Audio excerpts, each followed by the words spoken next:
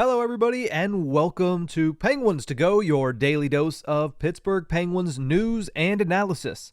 You can find us on YouTube at Inside the Penguins or anywhere you get your podcasts from. I'm your host, Nick Brlansky, and while we are getting ready to enter the busy time of the NHL offseason, the draft coming up, I believe, late next week, then, of course, we have on July 1st the opening of free agency. With all of that in mind, and the fact that the Pittsburgh Penguins and new president of hockey operations, Kyle Dubas, have yet to really make any moves this summer, of course, except for re-signing Alex Nylander, not William Nylander, excuse me on that one, but Alex Nylander was re-signed to a one-year contract. Other than that, no moves made. Over $20 million in cap space, and a new president of hockey operations / interim general manager in Kyle Dubas. With Dubas now about just under a month on the job, you know he wants to start off his Pittsburgh tenure on the right foot.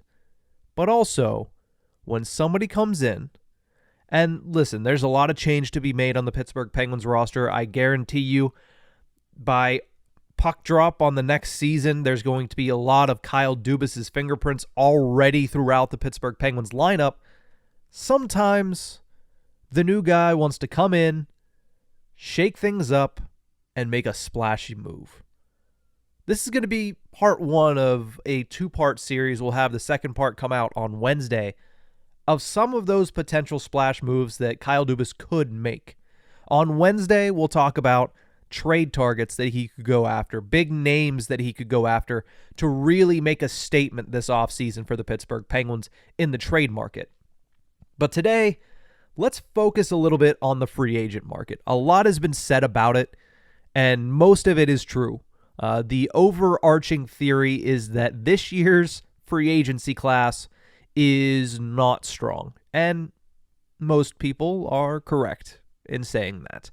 For the most part, it is a free agency class that back in 2015 would have made any NHL fan blush, but right now, some of those players, Patrick Kane, who I believe just had another major surgery and wouldn't be available till December, Jonathan Toews, Ryan O'Reilly, Vladimir Tarasenko, all of these aging veteran stars. But there is an upper class of free agent targets that, listen, for the most part, it's unlikely that the Pittsburgh Penguins are going to be in on them, mainly because none of them are goaltenders, right? Top free agent goaltenders, Adin Hill, yes, he just won the Stanley Cup, but we've seen that in the past where a goaltender can win a Stanley Cup and not necessarily be a number one guy for the remainder of his career. Matt Murray. So, here are three names that I'm looking at that I believe if they were deals that were made, they would be considered splash signings by Kyle Dubas for the Pittsburgh Penguins. The first one is at forward, and it's top six forward. And the Pittsburgh Penguins do have a hole there. With Jason Zucker currently not under contract, the second line left wing position is currently vacated, and this player would be similar to Jason Zucker. He plays a similar style of game. He can score goals. He plays with an edge. And that's 28-year-old Tyler Bertuzzi. He's a similar player to Jason Zucker. He's younger than Jason Zucker, though. Has dealt with not no injuries. He did miss some time last season and a lot of time the season before. One with injuries. One with, was it season before or 2 seasons before? One because he was not vaccinated for COVID and couldn't play in a lot of situations. But Bertuzzi, nonetheless, would bring a physicality, would bring a swagger to the Pittsburgh Penguins, and would fill that role that is vacated by Jason Zucker, and would help get the team a little bit younger and keep up with what Mike Sullivan said earlier in the offseason, a little bit more team speed. Last year, Bertuzzi had 8 goals and 30 points in 50 games played between the Detroit Red Wings and the Boston Bruins, who he was traded to at the trade deadline. He scored 30 goals, though, the previous season for Detroit. Now, those 30 goals were when he was playing on the top line for that team alongside Dylan Larkin. Is he going to play alongside Sidney Crosby? Probably not. Is he going to get a bunch of time on the Penguins' top power play unit? Probably not. So do I think he's a 30-goal scorer with the Pittsburgh Penguins? You know where I'm going with this. Probably not. But his ceiling in Pittsburgh is somewhere between the 8 goals and the 30 goals. I think it's similar to what you saw from Jason Zucker last season. His ceiling is 25 goals, maybe upwards of 25, closing in on that 30 if he has, a great season. No injuries, plays phenomenally, and just stays consistent throughout the year. I could see him scoring close to 30 goals. I wouldn't put him as a perennial 30-goal scorer, but playing next to Evgeny Malkin would put him at least in that atmosphere. And the 50 or the 30 points, if you would have played a full season, you're probably looking at around 50 points. That's, again, probably his ceiling with the Pittsburgh Penguins. Now, the problem with this is the Penguins have a lot of other areas they need to address. Defense, which we'll get to here in the rest of this episode. Goaltender, which we're not even going to talk about on this episode, but it is the preliminary need for this team. So it doesn't fill a massive need. Yes, they do need somebody to play in that role where Jason Zucker has vacated, if in fact Jason Zucker is not returning to the team. But right now, his projection, according to Frank Saravalli of the Daily Faceoff, whose numbers I'm going to go by, current contract projection is 5 years, which would take him up to the age of 33 years old. $5.25 million. I would say that's a good deal. And honestly, if you get him under contract for that, I'm sure that he is capable and talented enough and in his prime where he can live up to that deal. But the problem is you have Crosby at 8.7 for 2 more years. Malkin at just over $6 million for 3 more years. You have Gensel on the last year of his current contract. You have Rickard Rakell entering the second year of a 6-year deal. You have Brian Rust entering the second year of a 6-year deal. Both of those around the same atmosphere, $5 to $5.5 million. That's a lot of money on your top 6. Now, Kyle Dubas is no stranger to spending a lot of money on the top 6 and figuring the rest out when he can. But the only way you really make this deal, listen, it'd be great. I'd love to see Tyler Bertuzzi on the Penguins. But the only way you make this deal is if you're uncertain about whether or not you're going to be able to re-sign Jake Gensel next offseason. Or even this season, because I believe starting July 1st, he'll be able to sign his extension. I think that's how that works. But, again, it's a home run swing. It's making a statement if you're Kyle Dubas, and I think it's a good target if you're the Pittsburgh Penguins. One of the very few good targets on the forward core and the forward side of things in the trade market, or the free agency market, excuse me. Let's move over to the defense. I have 2 names here, and I'm not going to take as much time on them. Dimitri Orlov's the first one. The only problem I have with Dimitri Orlov is he's 31 years old, right?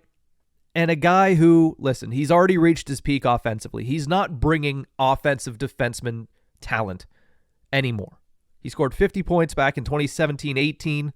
I believe a little upwards of 50 points for the Washington Capitals. Of course, that season went on to win a Stanley Cup, so he has playoff experience.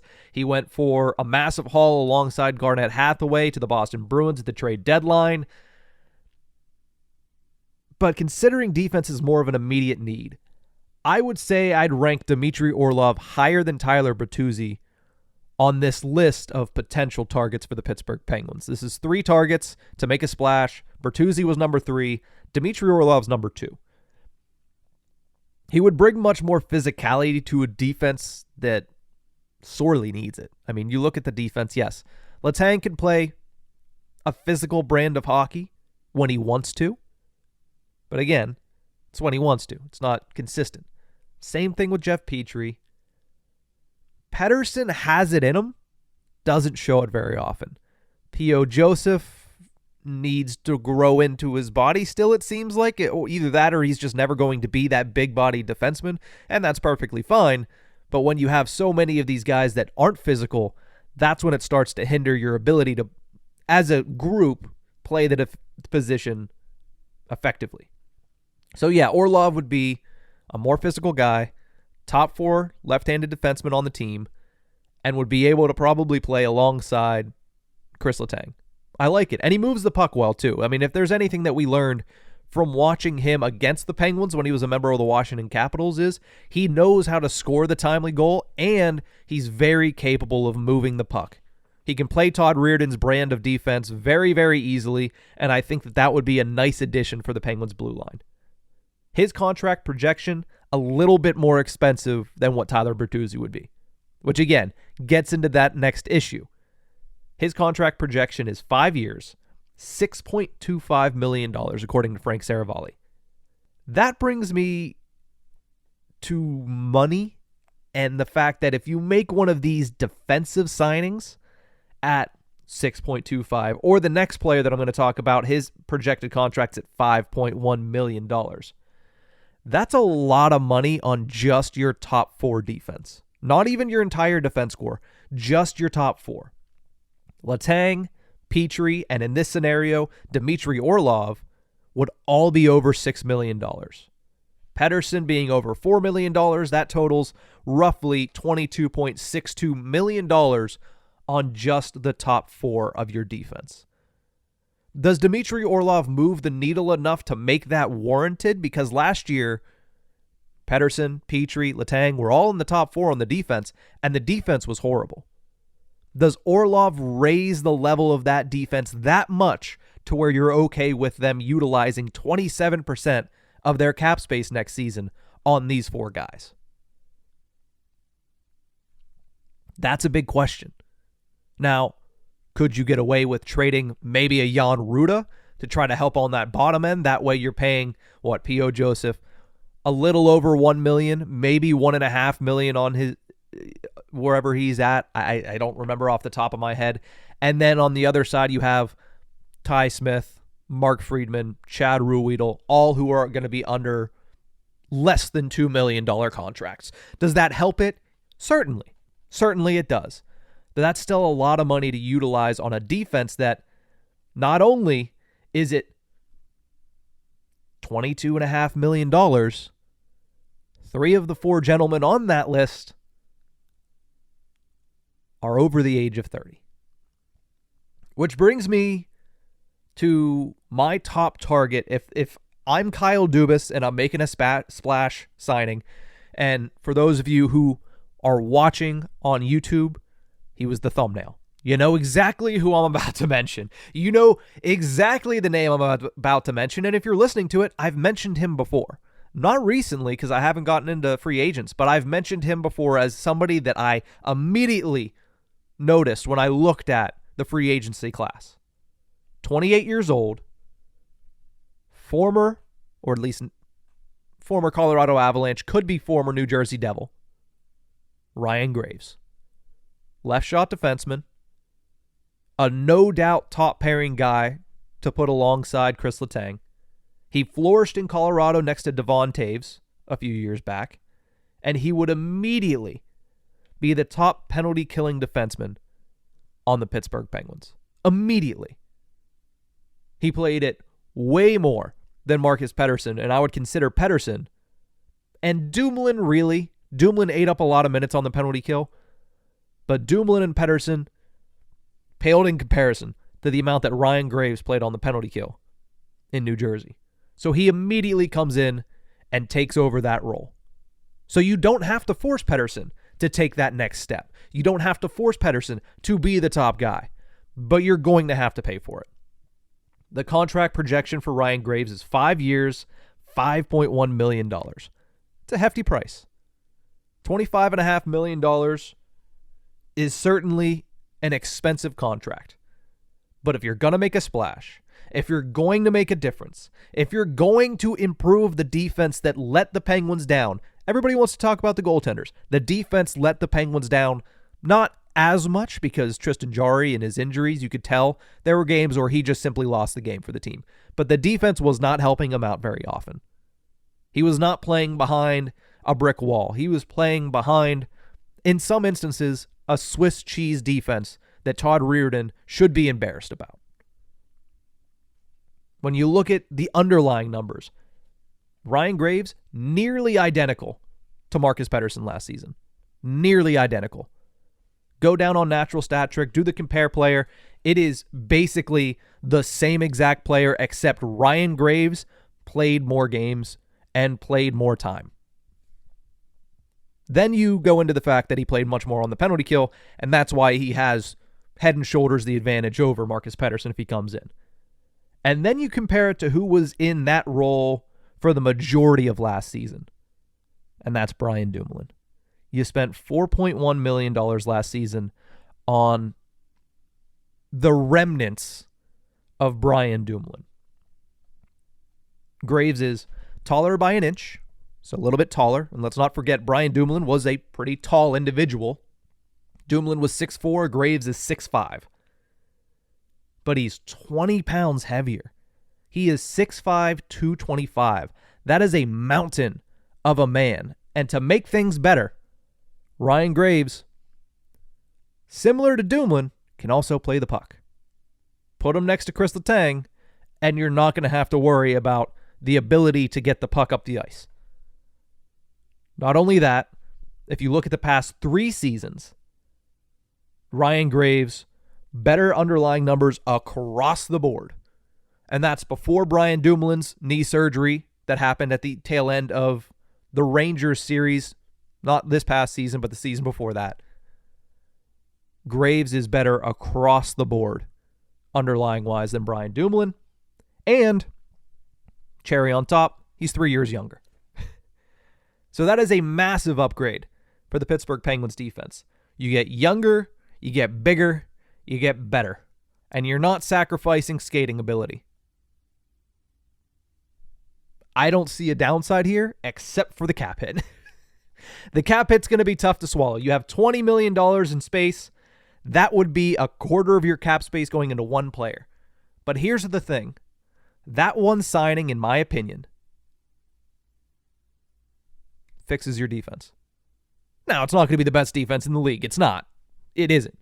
But it fixes your defense in my eyes. Graves Letang, top tier, one of the best defensive pairings in the league. Pettersson Petrie, they showed at points where they can be a very, very good defensive pairing, especially early in the season. Once Petrie got his feet settled underneath him after about 10 games, those two went for about 15 games, absolutely dominant before Jeff Petrie broke his wrist. Bottom pairing, P.O. Joseph, Ty Smith, trade Jan Ruda, and all of a sudden, you only took away 2.5 of your available cap space to sign Ryan Graves. Now the question becomes, do you really want Ty Smith and P.O. Joseph? I mean, P.O. Joseph and Jeff Petrie, Marcus Pettersson and Ty Smith. There you go. The point is, Ryan Graves is one signing you can make, and then you can just trade away Jan Ruda and be done with the defense. Utilize the rest of the offseason on goaltending, on forwards, on bolstering anywhere else, but you don't have to worry about the defense if you make just the one signing. You could deal a couple of guys. You could deal Ruda and Mark Friedman or Chad Ruhwedel. What are you going to get for them? Probably not much, but at the same time, every asset's important, especially when you're trying to flip this team back into a championship contender. So this ran a little bit long, but I really like those 3 names in that order. Bertuzzi third, Orlov second, Ryan Graves first. They're all expensive, but they're all big swings. And if Kyle Dubas wants to make a massive signing right at the beginning of his tenure, those 3 are the names that he should target. We'll see if he does. Free agency comes up in a couple of weeks here. We're getting close. We should be getting some signings pretty soon. But that's going to do it for this episode of Penguins to Go. Thank you guys so much for tuning in. Remember, you can find us on YouTube at Inside the Penguins or anywhere you get your podcast from. Like, share, subscribe, whatever the button underneath that is positive, please click that. If you leave a 5-star review, I think what we're going to start doing over on Tip of the Ice-Burgh on Tuesdays and Thursdays, we're going to read some of the 5-star reviews. I might go in and start doing that tomorrow, just at the end of the show. I don't know if that's an incentive for you to leave a 5-star review, but I would really appreciate it. But that's going to do it for this one. We'll see you guys next time.